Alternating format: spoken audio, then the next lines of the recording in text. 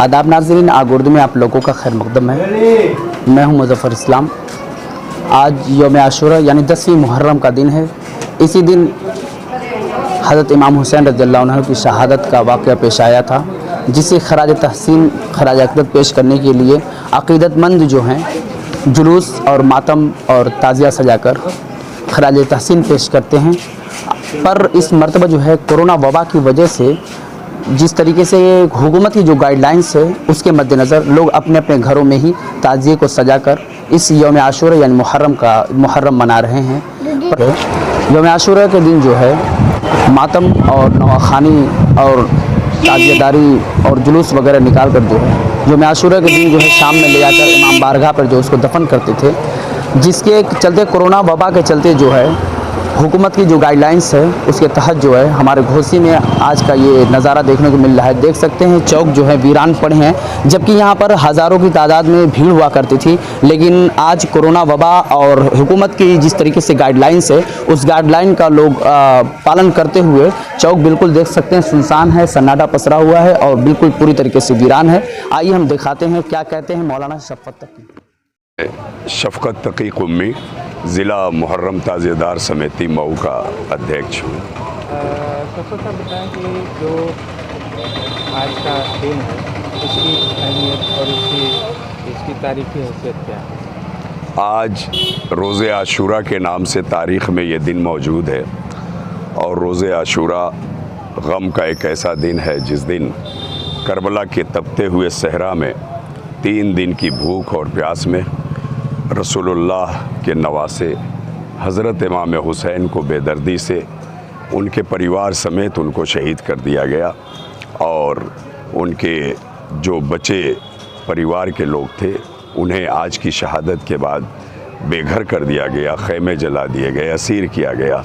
इसलिए ये तारीख़ में ये दिन कभी भुलाया नहीं जा सकता। हज़रत एक सवाल ये है कि जो इंतज़ामिया की तरफ से जो गाइडलाइन जारी की गई है उस हिसाब से आप लोग क्या तासुरात क्या है आपके? देखिए, गाइडलाइन जो इन्होंने जारी की है हमने उसका पूरी तरह से पालन किया है, लेकिन तकलीफ़ और दुख बहुत ज़्यादा है, इसलिए कि सरकार ने एक डिक्टेटर रवैया अपनाते हुए सिर्फ धार्मिक चीज़ों को बैन किया और बाकी चीज़ें खुले तौर से हो रही हैं। और आप लोग मीडिया के लोग हैं, आप लोगों को अच्छी तरह पता है कि अभी समाजवादी पार्टी की साइकिल यात्रा से लेके किसानों का धरना प्रदर्शन और सारे भीड़ के काम सब कुछ हो रहे हैं। मार्केट खोल दिए गए हैं, मॉल खोल दिए गए हैं, बाज़ार खोल दिए गए हैं, हर जगह भीड़, हर जगह मजमा दिखाई दे रहा है। आखिर क्या वजह है? एक सवाल पैदा होता है कि ताज़ियादारी की जब बात आती है तो साहब पूरी तरह से बैन कर दिया जाता है कि ताज़िया नहीं बनेगा, ताज़िया नहीं उठेगा, जुलूस नहीं निकलेगा।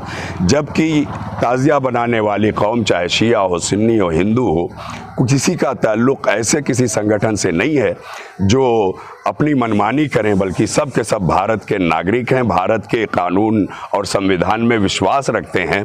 और जो भी गाइडलाइन आती ताज़िए के जुलूस के सिलसिले से, मुझे पूरी उम्मीद है कि पूरा देश उसका पालन करके दिखाता।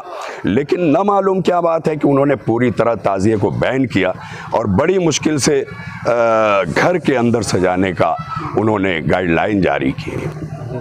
एक सवाल ये है कि जो ताज़ियादारी की जो ये रिवायत है कि इस तरह की जो गाइडलाइन है पिछले साल भी और इस साल भी, इससे क्या असर पड़ेगा?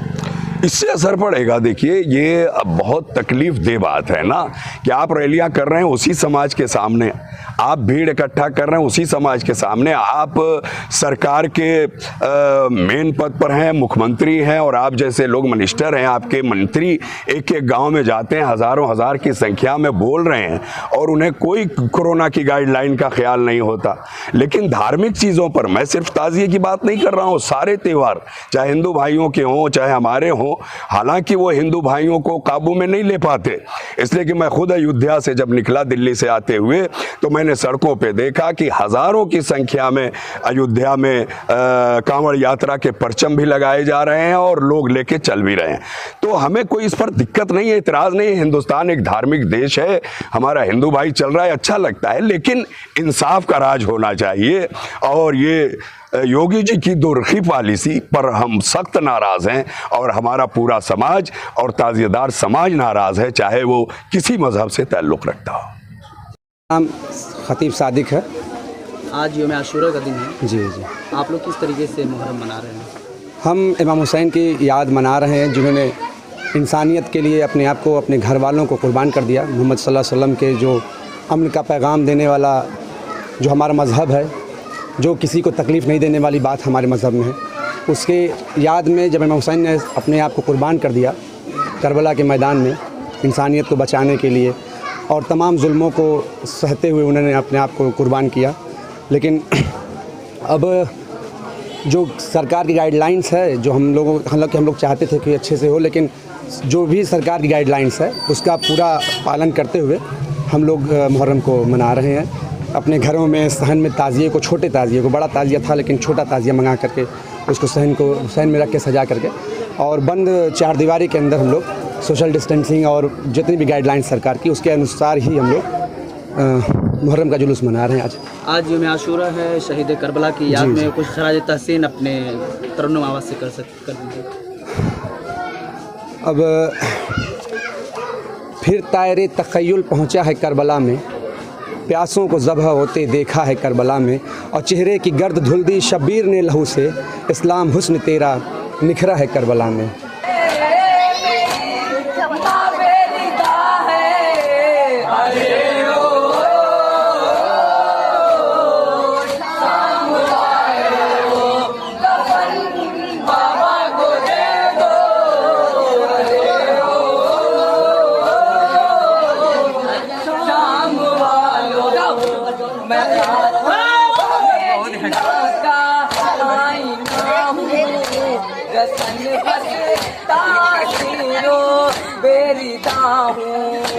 मेरी जानब न देखो, मेरा कुर्ता फटा है।